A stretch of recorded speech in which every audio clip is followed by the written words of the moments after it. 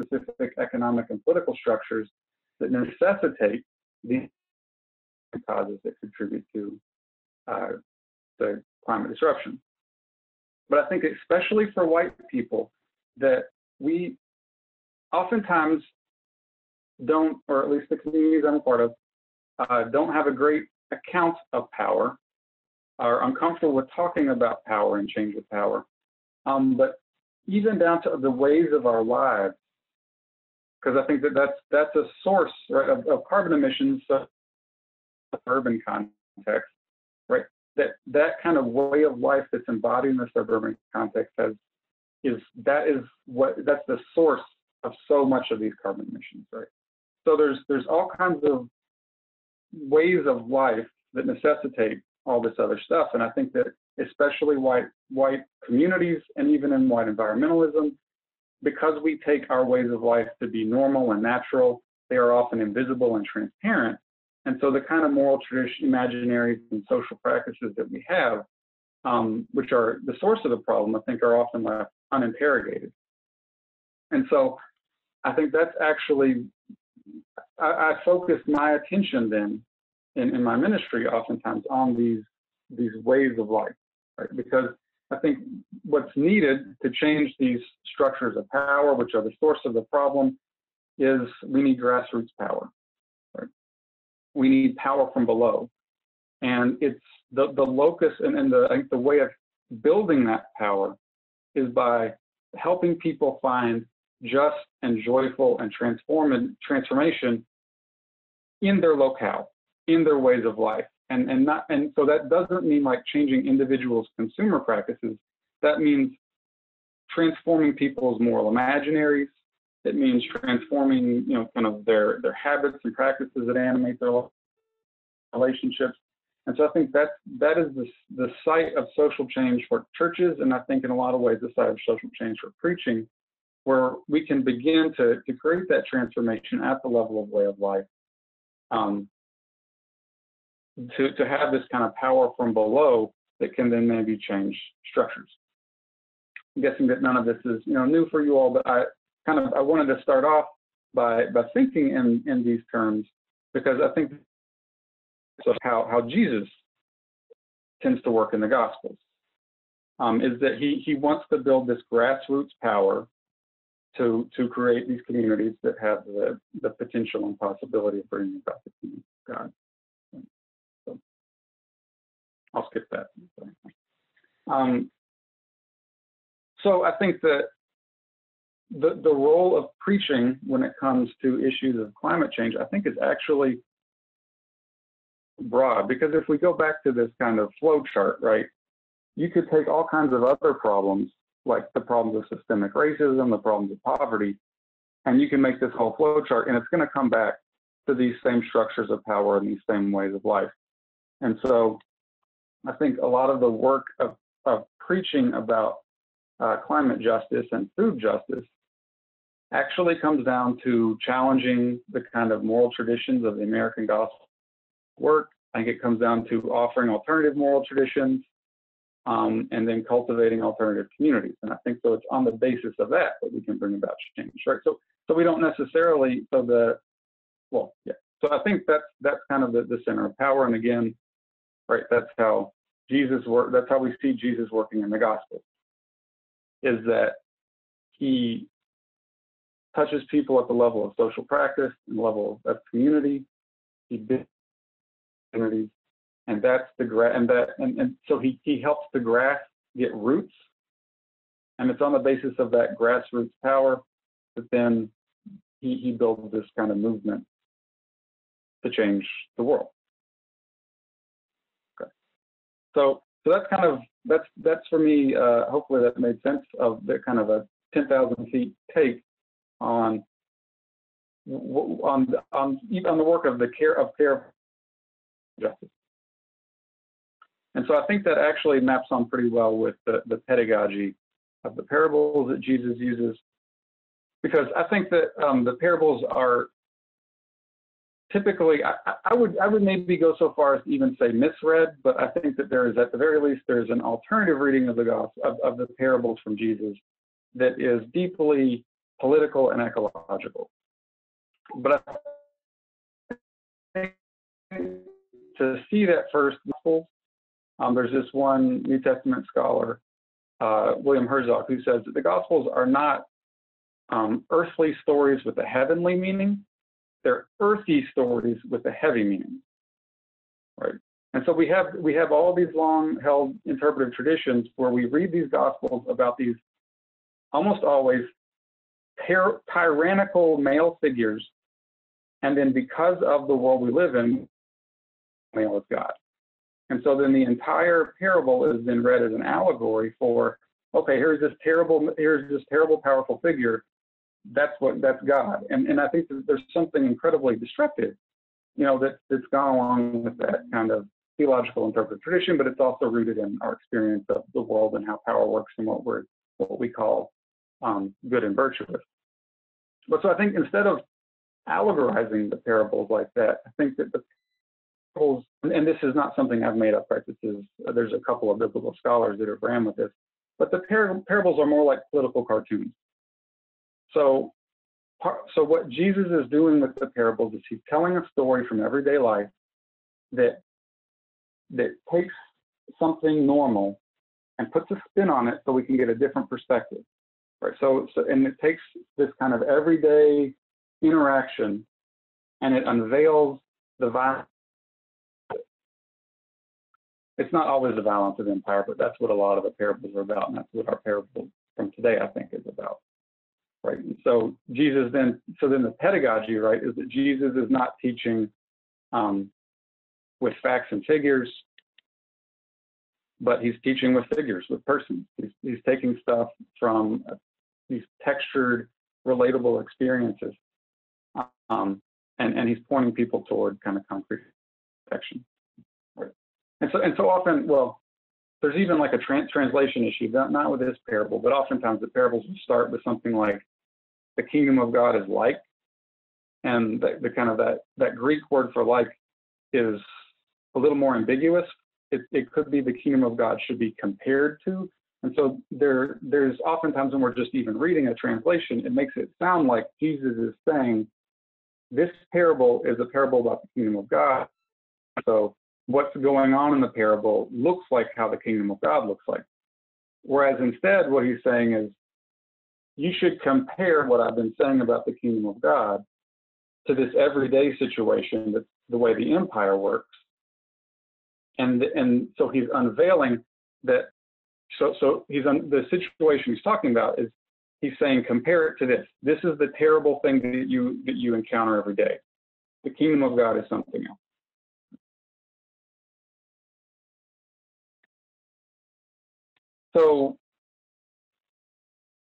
So then again, the background for the parables is a kind of everyday material and even agricultural situation for a lot of the stuff. And so a lot of the I think one of the central problems that the Jesus movement is addressing is an agrarian problem of this transition that is happening in the culture. There's kind of a tremendous amount of debt, and that is leading to a consolidation of land into plantations. And this is a perennial issue in the Gospels, right? So, in the Scriptures, it's a perennial issue across the ancient world, where empire will come in and it will use the mechanism of taxes. Because here, taxes are not about taking money and making kind of a commonwealth. Taxes funnel money into the hands of elites. And so the tax system put an incredible burden on what were largely agrarian people. So you would have people who were subsistence farmers who were living on the land, trying to take care of the land so that it would last for generations. They would use farming practices that function below the carrying capacity of the land, that were not growing commodities. They were basically engaging in culture, but the economic pressure of taxes meant that you had to grow more food so that you could pay the taxes, right? And that put strain on the land, which oftentimes led to less of a yield, and those taxes would oftentimes lead people into debt, and then that debt was made by putting the land up for collateral. And then, so that there was like this kind of lending kind of operation that existed in the ancient world. And so it ended up to where all these kind of like subsistence, sustainable ag, family farm type configurations in agrarian villages would go into debt because of this tax structure. And then they would be seized and they would be consolidated into plantations. And so then a lot of what's going on in the parables is Jesus is unveiling this kind of perennial situation that's being heightened, where there's this imperial economy that's destroying the subsistence covenantal economy. And so we see in the parables these figures that are a part of this cycle of debt and loss around agrarian life, right? So, you know, you have, instead of kind of landholders living together in commonwealth, you have instead this cycle where people come in, they lose the land from debt, and then they become tenants, right? So instead of owning the land, they're working on the land, and they're paying, and the person that now the plantation owner that owns the land is taking a cut, right? And that usually didn't, that was something that maybe wouldn't last for people. And so being a tenant was a vulnerable position, and it was easy a tenant then to being even kicked off the land, and then you become a day laborer. And being a day laborer, you got paid next to nothing, and that was an even more vulnerable position. And then after, you know, if you couldn't make ends meet as a day laborer, you would then become either probably a bandit or a poor person, right? And so we see in the parables these figures over and over again, right? Where you have tenants, where you have day laborers, where you have bandits, people who are completely destitute. Right? And so the parable from today, the parable of the wicked tenants, as it's often called, this is the backdrop of what Jesus is unveiling with his little political cartoon. He's saying what's going on in the background is this imperial economy that is that's really exploiting and damaging our communities and all of us. And it's important to do this because empire then is now works by saying that what it does is actually good and virtuous, right? So it's back then, same people are saying we're the job creators, we're not the exploiters. And so it's important to have these parables to unveil what was typically kind of covered over in our culture, or what's called covered over in the culture of empire. So to finally get to our text from today. So then the opening of the text, right, it sets the scene for this. So so it begins by saying that there was a landowner who planted a vineyard, put a fence around it, dug a wine press in it, built a watchtower, and then he leased it to tenants, and he went to another country. Right? So one of the things that, you know, that's probably helpful for kind of translating between our context and theirs is that to plant speculative operation, right? It takes years between when you plant those grapes and when you're able to actually have wine, right? Which is a commodity that can then be sold. It's a speculative venture that takes a lot of money.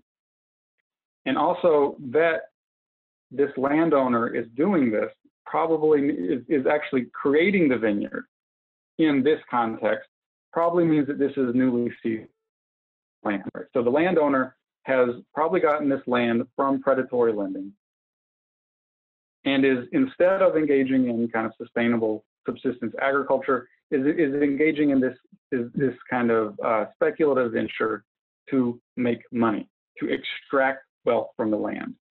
And so then the presence of the tenants also shows, and to extract wealth from the labor of other people, right? So the very setting of this,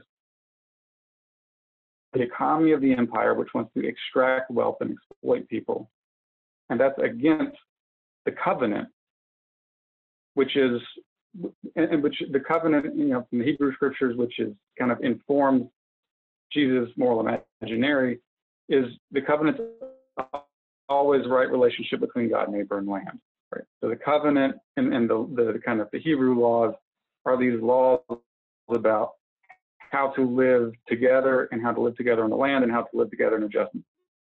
So the parable is a political cartoon that's setting up this situation where there's this kind of initial violence that's happened that's often obscured. And that's the violence of the landowner taking land and then kind of engaging instead of in subsistence agriculture, sustainable agriculture, engaging in this process to make money, right? And so then as the story unfolds, there is a kind of retaliatory that the tenants undertake. And so that's kind of the second point of the story. But I think that the heart of the story, the first point of the story that we might often miss, is this conflict between empire and covenant, right? And also in kind of verse 33, that language is taken directly from taken directly from Isaiah 5, right? And so Isaiah 5 is about seeing Israel as itself as a vineyard, but also in Isaiah 5, there is an underlining of this dynamic of what the elite do, what empire does to undermine the covenant, which is, combining household to household, doing this kind of predatory lending. Okay. It's really hard for me not to pause and ask for questions, but I know that we are pressed for time. I'm gonna push ahead. Part of the parable is empire versus covenant. I think the second part of the parable then is highlighting the need for the nonviolent path of Christ, right? Because the parable is taking place in Matthew. It takes place in Matthew 21, right? So there's the messianic entry into Jerusalem, and there is, with a lot of the messianic traditions of the first century, there is an assumption that the Messiah, the anointed of God, is kind of a military that will, seize Jerusalem and kind of bring about the kingdom of God in a violent way. Jesus is instead, he does come into Jerusalem, and then he shuts down the temple economy. Where that's his first act. He goes in and shuts down, kind of money changers and the temple economy in a nonviolent way, right? And so then this parable is in part about the future. Right, and so he's advocating for a kind of non-violent path for the anointing of Christ. So then, to make just a couple of contemporary connections, so what I've been trying to do is, set a broader stage for creation crisis preaching taking place, looking at moral imaginaries, looking at everyday life, and looking at ways of life as a side of change. I think that what the parables do is that they unveil ordinary life and the violence that's implicit in that ordinary life and point toward alternatives. So I think some contemporary connections that might be made, right, is that today's tenant and today's imperial economy, I think it'd be kind of easy to make connections with industrial agriculture. So I guess this depends on your context, but so we have, and just then as now, we have over the last century witnessed exploitative economy come in and use these same structures of debt to kind of to destroy rural communities, basically, to destroy family farms, to kick people off those farms, and then to turn to exploited labor instead, to try and extract wealth from the land. That's destroying the land. It's led to enormous carbon emissions. It's led to the destruction of communities. And that, so what the pedagogy of the parables could be is it's unveiling this violence that's happening, right? And this is also one of the key things that's driving climate change, right? Where like a third of carbon emissions come from industrial ag, where the loss of topsoil is going to lead to a tremendous burden and ecological catastrophe for future generations, et cetera, et cetera. Right. So there, I could imagine a contemporary connection. Tenants, right, are kind of pushback is about creating alternative economies with community-supported agriculture and co-ops with forms of urban ag and community gardens as forms of organizing and kind of a Green New Deal as building social power for kind of different, more sustainable structures. So, on contemporary connection, another contemporary connection, I think, again, following the pedagogy of the parables, could just be unveiling the violence of imperial structures. Right. So, I mean, I think one of the things that we often, so one of the things we might miss in reading this parable is the first violence. Right. So the parable is about these violent tenants, but they're responding to something. Right. They're responding to that first violence of that creates the situation of debt, that creates plantations, and then sees the land as the land and the farm workers as a means to extract wealth. Right, and so maybe part of what the preaching this can be done is just unveiling that first violence, right, and unveiling what Rod Nixon calls slow violence, right. So we often think of, our kind of heavily mediatized and sensationalized culture often looks toward pyrotechnics, and we think that's what violence is. But the violence that comes with climate change is that slow violence of pollution that makes a neighborhood unlivable, that kind of kills people with the slow violence of cancer or the slow violence of the unborn, not even being able to be born because of pollution, and then the slow violence of climate. Right? And so I think that there's a strong parallel that could be made between that slow violence of structures of oppression, especially around the economic basis of the vineyard, and a kind of slow violence of environmental degradation. Right.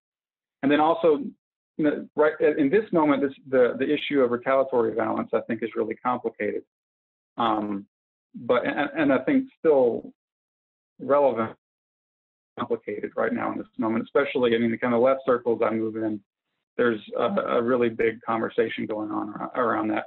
I'm still a pragmatic pacifist, and I think that I actually think even just pragmatically that no nonviolent alternatives are needed, but it seems like that there's a lot of unpacking to do right now around retaliatory violence, and that might be a little too much to get into in a sermon, maybe not.